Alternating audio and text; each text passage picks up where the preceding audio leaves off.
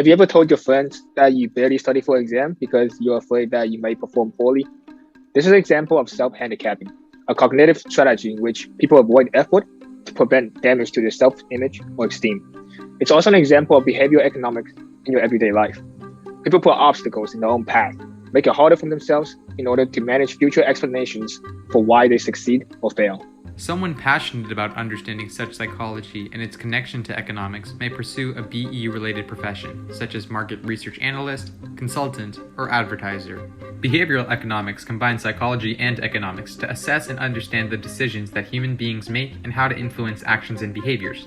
Here's how Duke University professor Dan Ariely explains it. My research falls within a field called behavioral economics. And behavioral economics challenges many of the assumptions of standard economics. In standard economics, we assume that people are perfect decision makers, that we can compare all the options, that we don't have any limitations of cognitive capacity. Behavioral economics doesn't make any assumptions. Ariely holds a PhD in cognitive psychology at the University of North Carolina at Chapel Hill, and he holds a PhD in business administration at Duke University. Alongside his teaching career, he is also an established author and public speaker, voicing his findings and ideas in journals and best-selling books. He has written over 120 papers in the behavioral economics realm, and his TED Talks alone have garnered over 10 million views. Dan is a leader in his field and states that a sense of humor, empathy, and confidence are leadership characteristics that make a successful leader.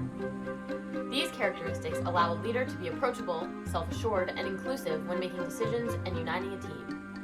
Ariely's research focuses on dishonesty, nonverbal communication, and the economics of consumer behavior.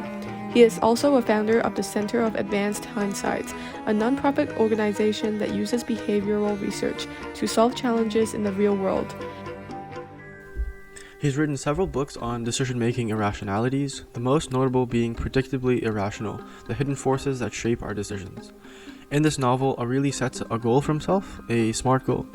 He states, "My goal by the end of this book is to help you fundamentally rethink what makes you and the people around you tick."